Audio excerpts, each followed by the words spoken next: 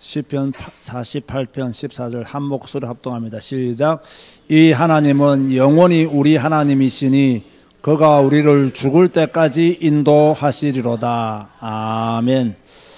아직까지 나의 전도 메시지 5구역, 6구역, 7구역, 8구역, 세 구역 못했는데 다음 주에 하도록 하겠습니다. 오늘은 제가 또 대구 내려가는 열차 시간이 정해져 있기 때문에, 자, 오늘은 제목이 무엇입니까? 인도의 확신입니다. 인도의 확신. 지금 우리는 새신자 또는 예수님을 영접한 사람을 어떻게 양육할 것인가, 이 양육 메시지에 대해서 오예배에 메시지 듣고 있습니다. 자, 이 사람이 지금 예수님을 영접했단 말이에요. 여러분은 이런 응답 있게 되기를 바랍니다. 그 영접했으면 이 사람에게 무엇을 설명해 줘야 되느냐, 당신이 예수님을 영접했다는 의미가 뭐냐는 거지. 이걸 알게 해줘야 됩니다. 대부분의 성도들은 이걸 모릅니다. 자기가 교회 다니면서도 예수 믿는지 안 믿는지도 모릅니다. 구원을 받았는지 안 받았는지를 몰라요. 그리고 영접이 뭐예요? 라고 말하는 분들도 있어요. 그리고 우리 한국 교회가요, 좀 전도를 이상하게 하는 거예요. 무조건 교회만 데려오면 되는 줄 알아요. 물론 교회로 데려오는 것도 대단한 믿음이고 실력인 것은 맞아요. 그렇지만 우리 교회는 교회 데려오는 것을 전부로 삼지 않고 이 사람에게 정확하게 복음을 전하고 영접이 무슨 의미인지, 왜 영접을 해야 되는지, 영접한 당신의 신분은 무엇인지 이걸 정확하게 알려주는 것을 목표로 하고 신앙생활을 도와주는 것이거든요. 그래서 예수님을 영접했다는 의미는 이런 것입니다 라고 설명해 주는 거예요. 이게 설명이 분명히 되어지면 이 사람은 무엇을 가져야 되느냐 하면 구원의 확신을 가져야 돼요. 아, 내가 구원받은 하나님의 자녀구나. 내가 구원받은 하나님의 사람이구나. 구원의 확신이 없이 교회 다니면요 늘 흔들려요. 그래서 우리 한국교회 성도들이요 자주 시험에 들고 자주 넘어지는 이유가 뭐냐면 구원의 확신이 확신하지 않기 때문에요. 우리는 구원의 확신을 확실히 가져야 됩니다. 그런가 하면 구원의 확신을 가졌으면 무슨 확신을 가지도록 도와줘야 돼요? 기도 응답. 당신은 지금 기도할 수 있는 자격을 가진 사람이다. 당신이 예수님의 이름으로 기도하기만 하면 하나님은 반드시 응답하신다라고 하는 이 확신을 심어줘야 돼요. 이런 확신을 심어줄 때마다 이 사람의 믿음은 강해지고 좋아질 수밖에 없는 거죠. 그러면 구원의 확신을 가지고 또 기도 응답의 확신을 가지게 되면 자동적으로 아, 하나님은 나를 지금 인도하고 계시는구나. 내가 지금 하나님 안에 있구나. 내가 지금 하나님의 역사 안에서 살고 있구나. 이런 것을 이분이 알도록, 새신자가 알도록 그렇게 도와줘야 되는 거죠. 자, 인도의 확신. 여러분 보세요. 모든 사람들은 무슨 문제로 두려워하느냐면요, 미래 문제로 두려워합니다. 자, 보세요. 왜 사람들이 우상을 섬길까요? 아니, 왜 사람들이 무속인을 찾아다닙니까? 아니, 아침에 신문을 보면 되지 왜 오늘의 운세부터 보냐 말이에요. 이런 사람 많습니다. 나는 말띠니까, 나는 개띠니까, 나는 소띠니까 오늘 내가 무엇을 조심하고 무엇을 피해야 되고 어느 방향으로 가야 되고 헛짓 많이 합니다. 엄청 많아요. 왜 그렇습니까? 미래가 불안하다는 거예요. 왜 사람들이 자꾸 부적을 가지고 다니죠? 왜 식당 하는 사람들이 식당 중앙에다가 부적을 갖다 붙이고, 왜 집에 들어가면 문 입구에 부적을 갖다 붙이고, 이것도 불안해가지고 베개에 부적을 숨겨두고, 이것도 모자라가지고 지갑에다가 부적을 왜 가지고 다니냐 말이에요. 불신자들은 그렇게 살거든요. 그래서 막 어떤 부인은요, 자기 남편 모르고요, 양복 뒤에다가 부적을 넣어가지고 바느질 하시는 분도 있다더라고요. 내 남편 안전지켜달라고. 이게 왜 그렇습니까? 전부 다 뭡니까? 미래가 너무 불안하다는 거예요. 다시 말해서 오늘 내가 집을 났으면 기도부터 하면 되는데, 오늘 내가 집을 났으면 무슨 문제를 당할지에 대한 두려움. 혹시 사고 나지 않을까? 그죠? 혹시 내 남편에게, 내 자녀에게, 우리 가정에 문제가 있지 않을까? 이런, 한마디로 말하면요, 이런 불안, 두려움, 이런 것으로 가득 차 있어요. 여러분 보세요. 우리는 지금 왜 예배를 드립니까? 여러분, 미래가 불안해서 우리가 예배를 드립니까? 여러분의 미래가 나쁠 것이기 때문에 안 좋은 일이 생길 것 같아서 예배 드린다면 여러분은 우상 섬기는 자입니다. 우리는 하나님의 은혜에 감사해서 예배 드리는 거예요. 나를 저주와 재앙 가운데서 건지신 그 하나님, 나를 지금도 인도하시고 함께 하시는 그 하나님, 내 미래를 미리 아시고 복 주시는 그 하나님을 향하여 우리는 감사해서 예배를 드리는 거지, 불안해서 예배를 드리는 게 아니에요. 우리는 미래가 두려워서 예배를 드린다면 여러분은 정말 하나님을 제대로 모르는 거예요. 우리는 저주와 재앙 가운데 빠져 죽었던 우리를, 허물과 죄로 죽었던 우리를 다시 살리신 그 하나님의 은혜에 감사해서 예배하는 거예요. 그 은혜에 감사해서 주님께 영광 돌리는 거예요. 미래가 불안해서 예배 드리는 자가 아닙니다. 하나님의 은혜에 감사해서 하나님의 전에서 예배하고 주님을 노래하고 주님을 찬양하는 거예요. 그래서 적어도 하나님을 믿는 성도는 미래를 두려워하면 안 돼요. 아멘 하시기 바랍니다. 여러분, 우리는 미래를 두려워하면 안 됩니다. 여러분의 미래는 하나님 손에 있는 줄 믿으시기 바랍니다. 나의 미래는 하나님 손에 있는 거예요. 우리의 미래는 하나님이 인도하시는 거예요. 이걸 완전히 믿어야 돼. 이걸 새신자에게, 여러분을 통해서 예수님을 영접한 그 사람에게, 여러분이 양육하는 그 사람에게요, 가르쳐 줘야 돼요. 제가 그래 말했잖아요. 저는 옛날에 마산서 사회 갈 때 불신자 예수 영접하면 영접의 의미를 설명하고, 그죠? 또 불신자가 예수님을 영접하면 5주 동안 구원의 확신부터 사죄의 확신까지 한 주에 하나씩 메시지를 했다 했잖아요. 지금 그동안 제가 했던 것을 지금 여러분에게 설명해 주는 거예요. 그럼 여러분이 들었기 때문에 그대로 하면 돼요. 또 우리 교회는 또 주보에 요약 메시지가 다 나가잖아요. 근데 이게요, 솔직히 말해서요, 새신자용이 아닙니다. 말은 제가 지금 새신자 하라지만은요, 기존 신자들요, 맹탕입니다. 맹탕. 맹물입니다. 이거 모릅니다.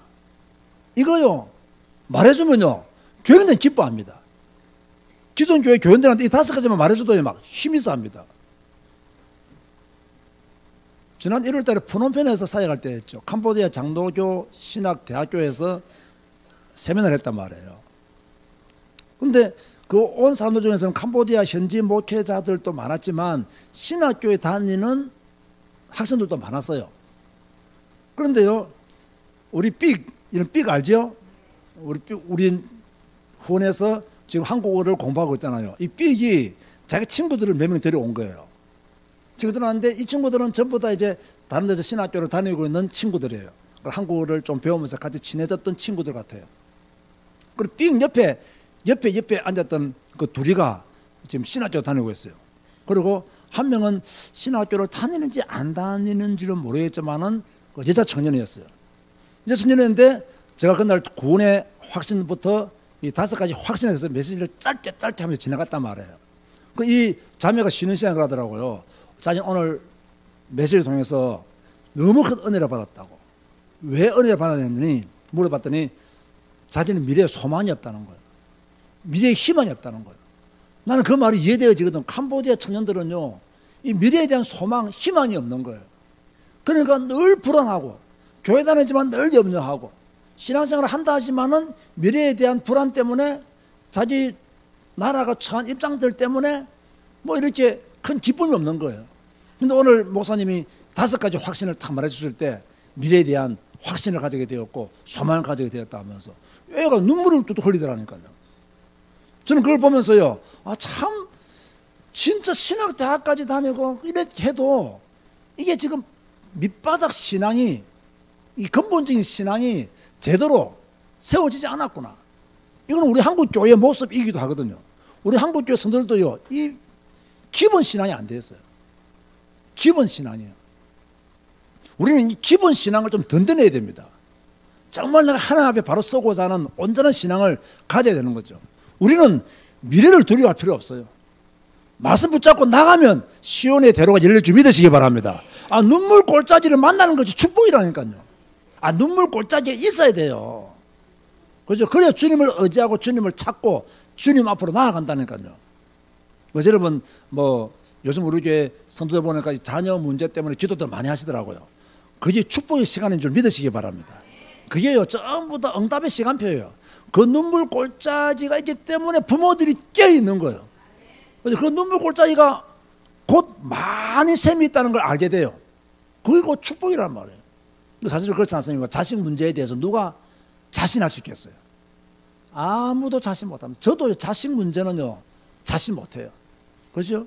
뭐 하나님의 은혜가 임하면 너무너무 감사하지 뭐. 내 자식 둘이가 뭐 목사 아들이기 때문에 신앙이 좋을 것이다. 한 번도 그렇게 생각해 본 적이 없습니다. 그렇죠? 주 예수님 말고는 믿을 아들이 없어요, 진짜요. 어떻게 이 아들, 딸들을 믿어요? 못 믿어요. 그렇죠? 다 부모들이 얼마나 어리석었냐면요. 목사님, 우리 딸이 어릴 때는 참 믿음이 좋았거든요. 아이고, 참.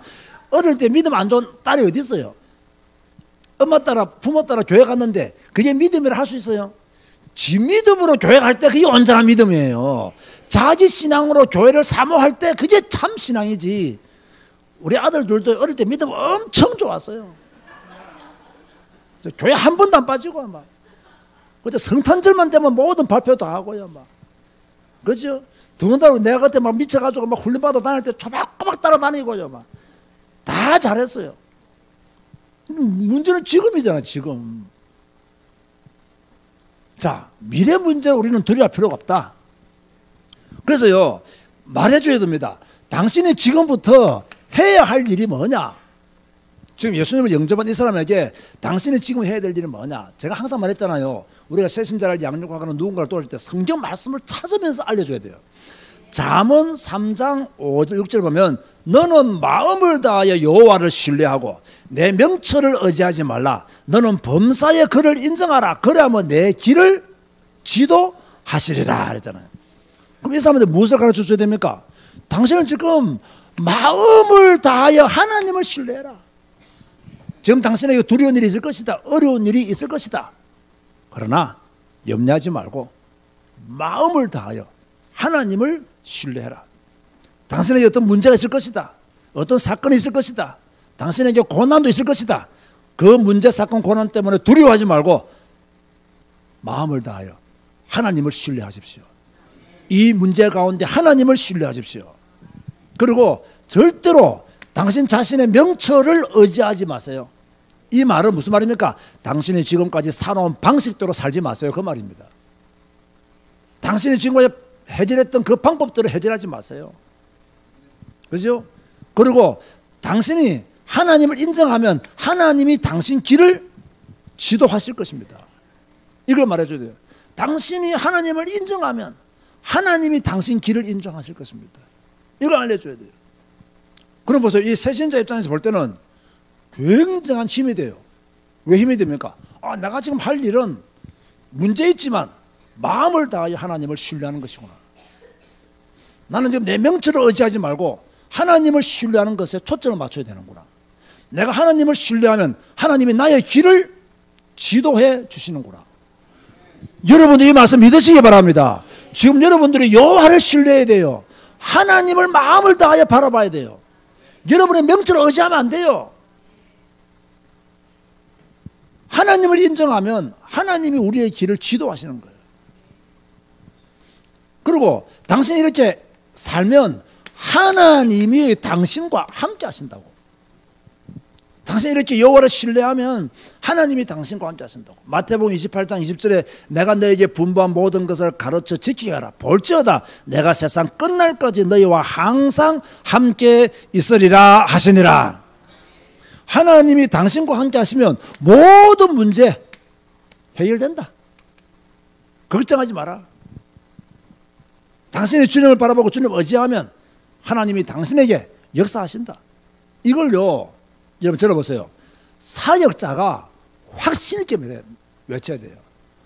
한번 도와주실 것 같아요. 하나님이 은혜 주시겠죠. 이렇게 말하면 안 됩니다. 확신 있게. 그렇게 메시지를 전해야 되는 거죠. 그러므로 지금부터 당신이 집중해야 될 일이 뭐냐? 기도다. 당신이 이미 하나님의 자녀가 되었고 구원의 확신을 가지고 기도 응답의 확신을 가졌다면 하나님이 당신을 인도해 주실 것을 믿고 기도해라. 예레미야 33장 2절 3절에 일을 행하는 여호와 그것을 만들어 성취하시는 여호와 그의 이름을 여호와라 하는 이가 이와 같이 이르시되 너는 내게 부르짖으라.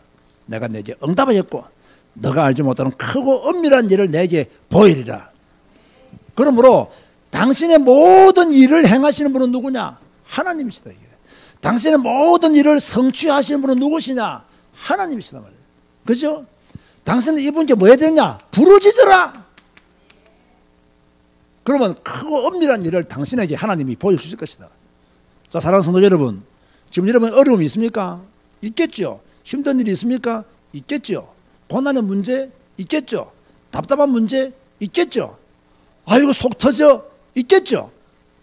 뭐 해야 됩니까 여러분? 빨리 일을 행하시는 여호와 그것을 지어 성취하시는 여호와께 부르짖어야 돼요. 그러면 크고 은밀한 일이 여러분에게 나타나는 줄 믿으시기 바랍니다. 눈물의 골짜기를 지나야 시온의 대로가 열리는 거예요. 우리는 눈물의 골짜기를 지나지 않고 시온의 대로가 열리기를 바라잖아요. 눈물의 골짜기를 시온의 대로로 만드는 것이 믿음이에요. 그래서 여러분이 집중해야 돼요. 새신자에게 지금 당신이 집중해야 될 것은 기도다. 문제 가운데 낙심하지 마라. 기도해라. 하나님이 들으시고 응답하실 것이다. 이걸요 확실히 말하셔야 돼요. 심지어 하나님은 당신에게 갈 길을 보이시고 당신을 훈계하신다.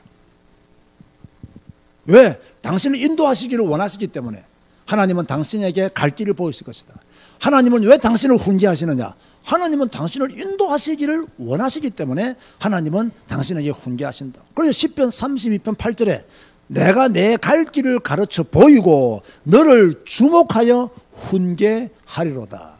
너를 주목하여 훈계하리로다. 그렇게 말씀하고 있어요.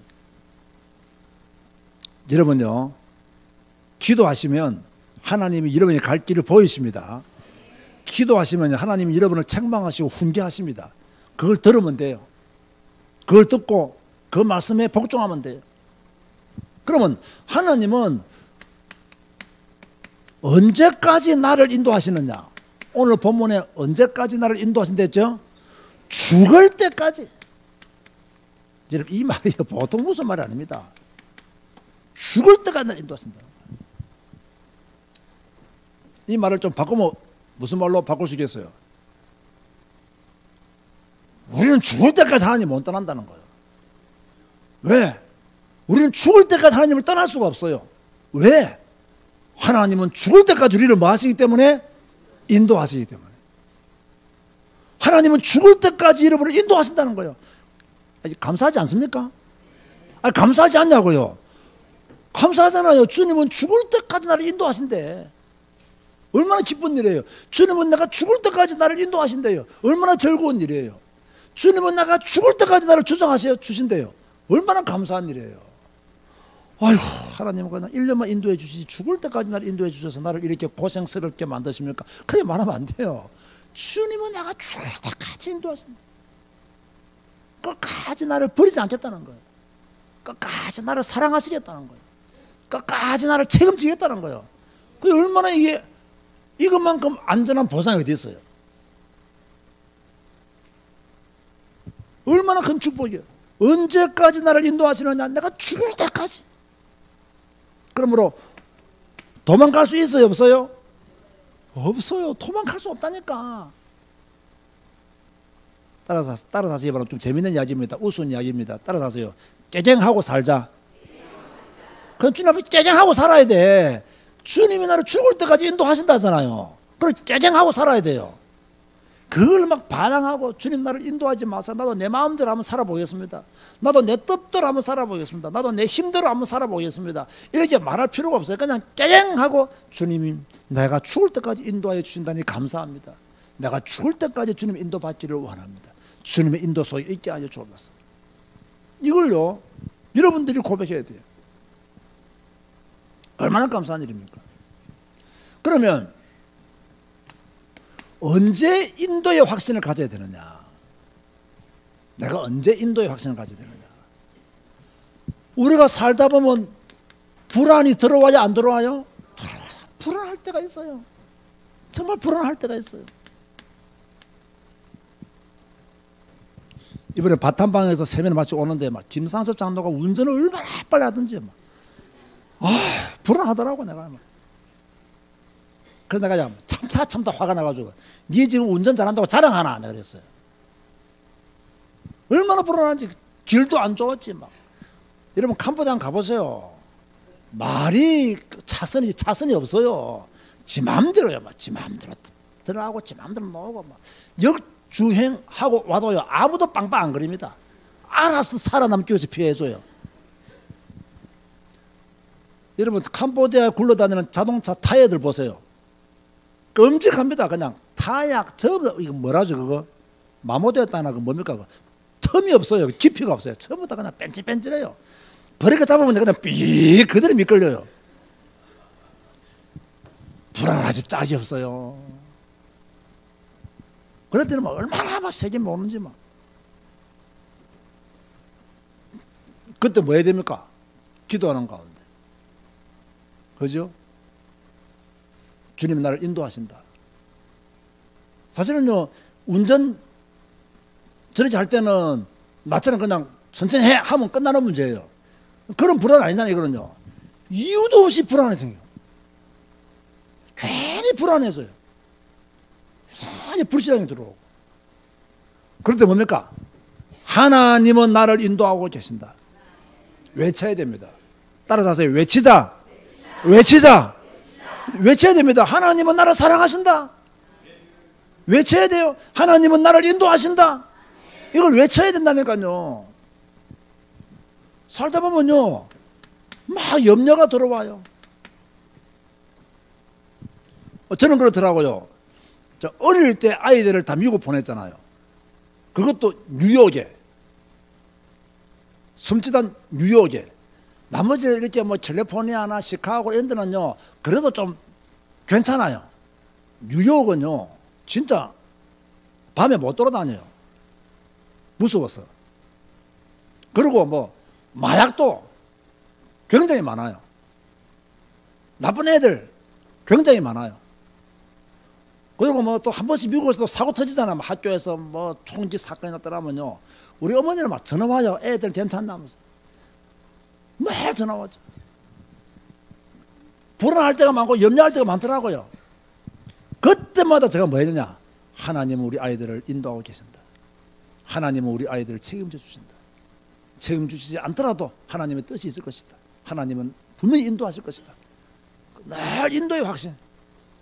그러니까 그 믿음으로 아이들이 자란 거예요. 그 믿음으로 나도 건강하게 지낸 거예요. 안 그러면 애들 떼놓고 이게 얼마나 불안합니까 이거요.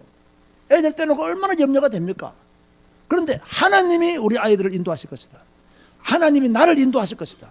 이 믿음과 확신을 내가 가지는 거예요. 그런 믿음과 확신을 가지고 있는데도요 또 막 불신앙의 소리들이 막 들려와요. 야, 미국에 가면 누가 어떻게 된 줄 아느냐, 미국 가가지고 유학해가지고 성공한 애들이 있는 줄 아느냐, 다 마약에 빠지고 다 부모가 주는 돈 가지고 엉뚱한 짓 하다가 한국도 못 돌아오고 미국에서 폐인된 애들이 몇 프로인 줄 아느냐, 막 불신앙의 소리 계속 들려옵니다. 계속 들려와요. 그러면 또 막 전화 걸어서 또 막 신앙적으로 양육하죠. 또 메시지 주고. 그러면서 또 인도의 확신. 하나님은 우리 아이들을 인도하실 것이다. 이러고 보세요. 제가 이곳에 와서요, 개척할 때만 해도요, 얼마나 불안해요, 미래에 대해서. 아무것도 없잖아요. 이곳에 와서 개척할 때 얼마나 염려가 많겠어요. 얼마나 불안해요. 불신앙의 소리들이 얼마나 많은 줄 압니까? 야, 지방하고 수도권하고 똑같은 줄 아느냐? 그죠? 지방에 있는 교인들은 순진하긴 하지. 수도권에 있는 교인들은 눈 뜨고 고백한다 하면서 눈 뜨고 어떻게 고백해가요? 그리고 지방에 있는 성도들은 순종이나 하지. 수도권에 있는 성도들은 덤벼든다. 불신앙의 소리가 엄청 많아요.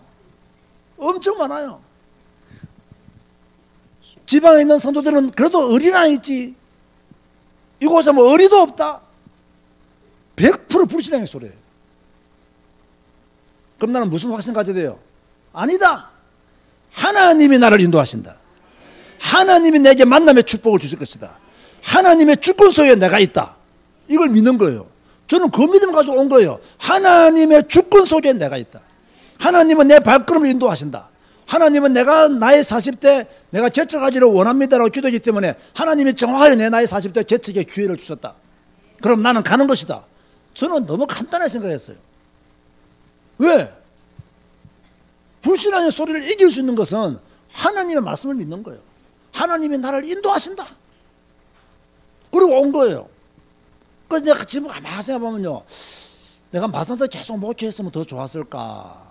이곳에서 와서 몇 개척했으면 더 좋았을까? 정답은 모르겠어요. 솔직히요. 정답은 뭐 계속 있으면 막 교회가 더 커지고 막 더 좋아질 수 있었겠지만, 제가 요즘은요, 그 지방에서 훈련받으러 올라오는 목사들 보면요, 좀 불쌍해요. 1시간 메시지 듣기 위해서 막 왕복 5시간을 그냥 좀 불쌍하더라고. 그 내보라더라. 유 목사님 진짜 선택을 잘했다면서. 우리가 무슨 이렇게 개고생을 하는지 모르겠다면서. 그 나는 한사님 가잖아요. 자기들은 6시간씩 막 차를 몰고 오고 막 죽겠다는 거예요. 자, 어찌되었든 우리가 살다 보면 불신앙의 소리가 많이 들려옵니다. 뭐랍니까? 야, 교회 빠지지 마라. 교회에 미치지 마라. 교회가 니를 책임질 줄 아느냐 하면서 막 그 소리 많이 들려옵니다. 그때 뭐 해야 된다고요? 인도의 확신. 하나님은 나를 인도하고 계신다. 하나님은 나와 함께 하신다. 이 확신을 다 가져. 이 확신을 가지고 있으면요, 하나님의 평안을 얻을 수 있어요. 이게요, 신앙이라니까요. 가끔씩 여러분이 과거로 돌아가고 싶겠죠. 그죠? 그래. 뭐니 해도 옛날이 좋았어. 그죠? 뭐가 좋았습니까, 옛날이? 여러분, 솔직히, 옛날이 좋았다면 하나님은 여러분을 이곳으로 인도하지 않습니다. 아시겠습니까? 옛날이 안 좋았기 때문에 하나님이 여러분을 이곳으로 인도하신 줄 믿으시기 바랍니다. 옛날이 안 좋았어요. 지금이 훨씬 더 좋아요. 그런데 이 감사하는 마음이 없단 말이에요. 감사하는 마음이 없는 거예요. 그러니까 좀 과거로 돌아가고 싶을 때가 있습니다. 가봤자 뭐 하겠어요. 여러분 뭐 제사교회 오기 전에 다른 교회 다닐 때 좋았어요? 그럼 제사교회 왜 왔어요? 여러분 옛날 때 교회 다니는 교회가 좋았어요? 그럼 제사교회 왜 왔어요? 하나님의 인도 속에 여러분이 이곳에 앉아있는 줄 믿으시기 바랍니다. 이런 믿음을 딱 가지게 됩니다. 그래야 흔들림이 없다니까요. 그래야 과거로 안 돌아가요. 그죠? 아, 주님 나를 인도하셔서 내가 이곳에 앉아있다. 주님은 나를 지금도 인도하고 계신다. 미래도 하나님 나를 인도하실 것이다. 이 믿음 딱 가지고 있으면 눈동자도 흔들릴 이유가 없어요. 왜 흔들려요? 확신이 없기 때문에 흔들리는 거예요. 확신만 가져보세요. 안 흔들린다니까요.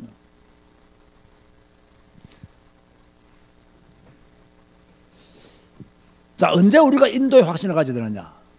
불안할 때, 염려가 들어올 때, 불신앙의 소리가 들려올 때, 과거로 돌아가고 싶은 욕구가 생길 때, 주님은 나를 인도하고 계신다.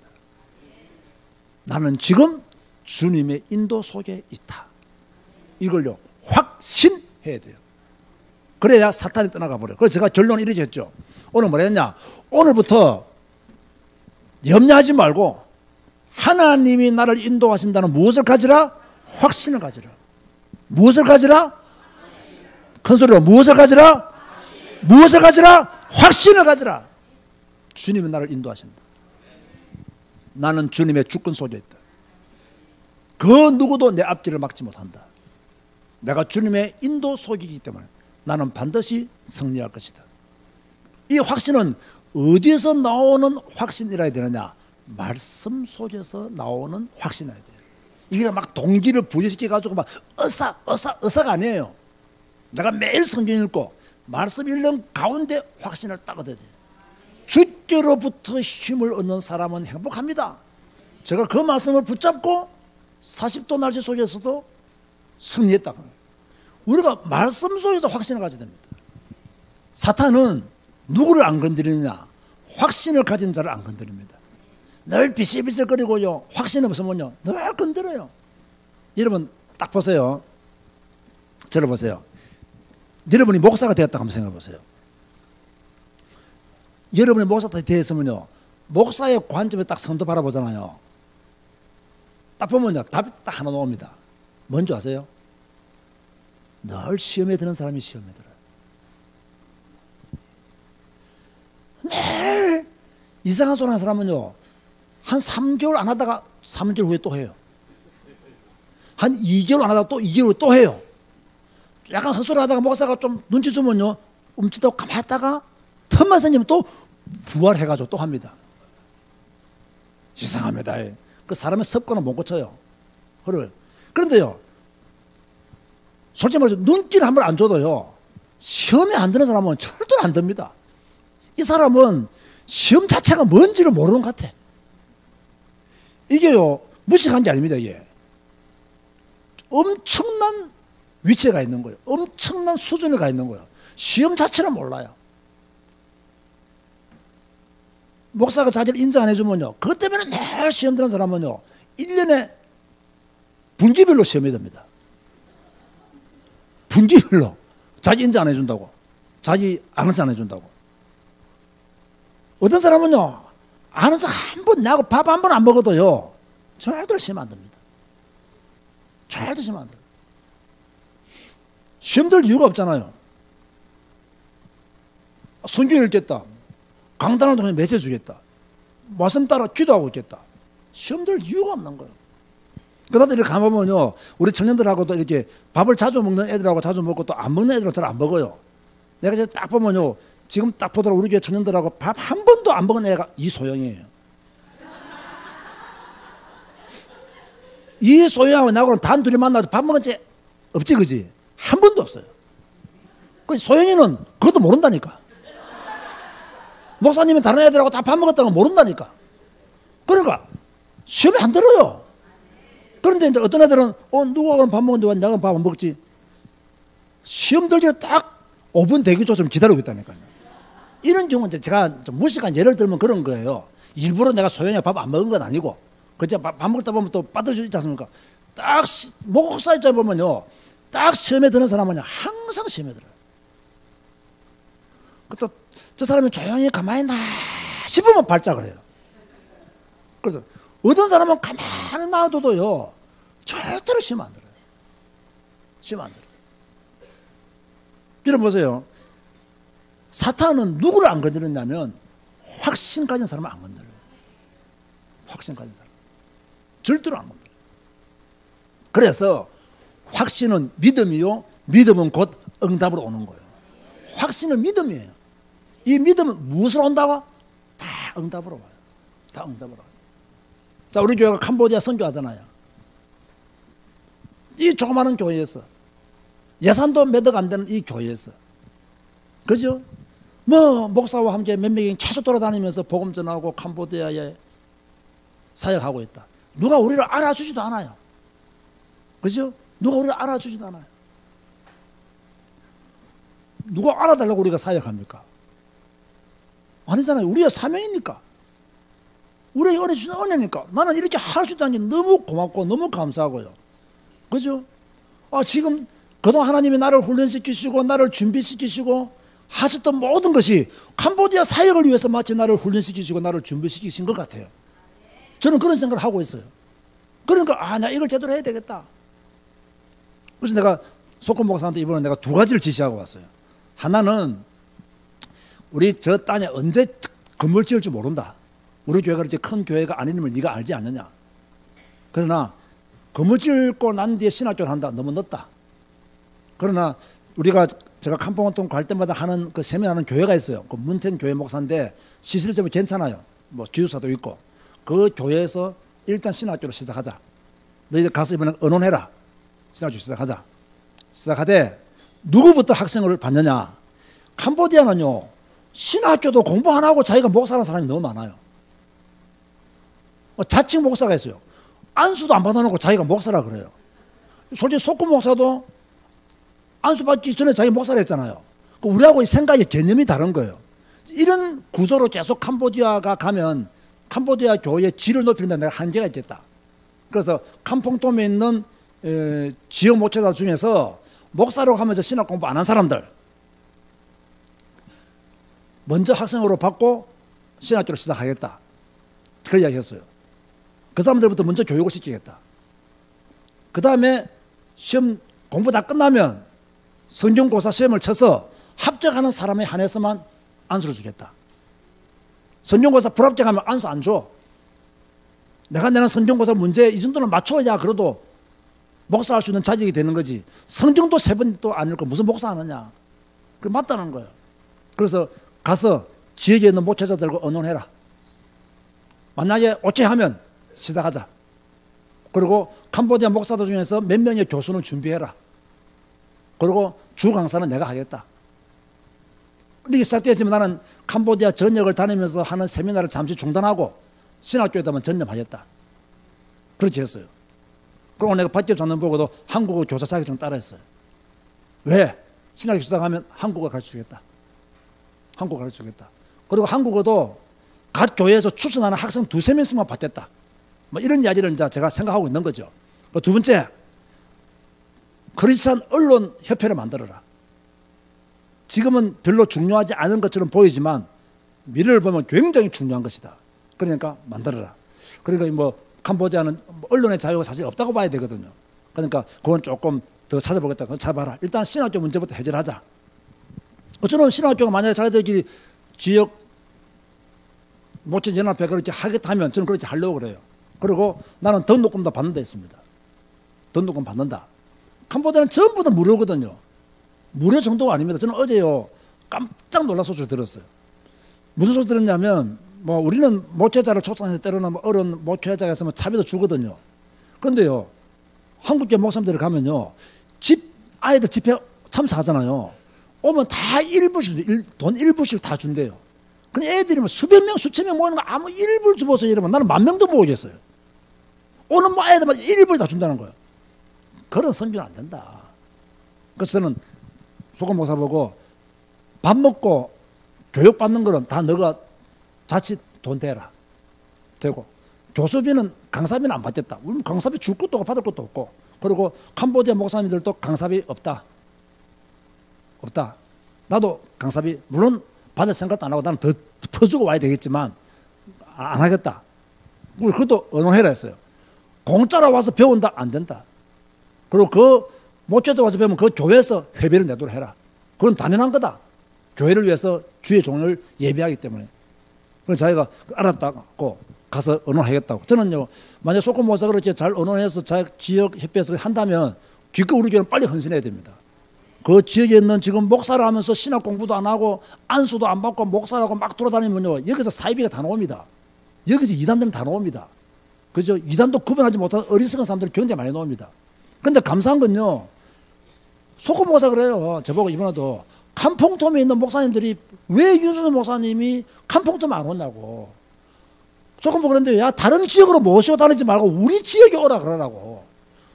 소금 보고 너 그런다. 왜 자꾸 니는 다른 지역에 모시고 다니느냐. 우리 지역에 와서 세미나를 하고 우리 지역에 와서 이렇게 지금 레슨 교재 만든 거 다시 한 번 더 설명해 주고 강의해 달라고. 그 정도 되니까 너무 고맙잖아요. 그러니까 소금 건 아니고 우리 지역에서 윤선준 목사님은 모르는 사람 아무도 없다잖아요. 또 다 존경하고 좋아하기 때문에 목사님 뭐 한다면 다 도와줍니다 하더라고. 그래서 내가 그렇다면 신학교부터 하자. 목사를 하면서 신학도 안 하고 안수도 안 받고 목사를 하는 것은 캄보디아 미래를 위해서 좋지 않다. 이걸 캄퐁톰에서부터 먼저 고치자. 그렇게 했더니 소코는 내가 말하면 금방 알아들어요. 그렇게 하였다고. 섬랑도요. 금방 알아들어요. 그러니까 두 사람을 알아들어도 얼마나 큰 겁니까 이게. 그죠? 나를 도와주는 사역자와 통역하는 사역자가 딱 알아들었다. 사실은요, 섬랑이 겸손해서 지가 목사를 안 해서 그렇지요. 섬랑보다 공부도 못하고 아는 사람들은 목사 수두룩 합니다. 캄보디아는. 그러니까 신학기로 시작하자. 저는요, 이 확신을 가지고 나가기 때문에 이 확신대로 응답할 줄로 믿습니다. 분명히 캄퐁톰을 통해서 하나님은 큰 계획을 가지고 계시고 앞으로 캄퐁톰에서 나를 반대하는 사람도 많이 나타날 것이라는 걸 알고 있습니다. 예측합니다. 그저 앞에서는 좋다 하지만 뒤에서 욕하는 사람이 있겠죠. 그러나 상관없어요. 왜? 복음 전하면 핍박은 당연한 거예요. 복음 전하면 환난 당하는 거 당연한 거예요. 바울 보세요. 바울을 따르는 사람이 있었는가 하면 바울을 죽이려고 작정한 사람이 30명 있었습니다. 그러니까 우리는 복음 전할 때 어려운 일은 단연히 있는 겁니다. 여러분 핍박 두려워하지 마세요. 저는 그런 거 두려워하지 않습니다. 두려워하지 않아요. 자, 우리는 새신자에게 무엇을 알려줘야 되느냐? 하나님은 당신을 인도하고 계십니다. 이것만 알려주어도 여러분 이런 메시지를요 5번만 들어도요 기본적인 신앙은 탁 채워진다니까요. 여러분들이요 이런 메시지를 잘 먼저 들으시기 바라고 가능하면 주일 날 예배 설교 동영상 자꾸 들으시기 바라고 오늘 오후 예배 설교 동영상도 자꾸 들으시기 바라고 말씀을 여러분의 것으로 만드시기를 주님의 이름으로 축원드립니다. 기도하시겠습니다. 주님 감사합니다. 오늘도 말씀 주시고 또 말씀 가운데 있게 하시니 감사합니다. 우리 교회가 전도의 역사를 나게 하시고 또 우리 전 성도들이 사역자가 되어서 새신자를 양육할 만큼 은혜를 허락하여 주옵소서. 예수님의 이름으로 기도드리옵나이다. 아멘.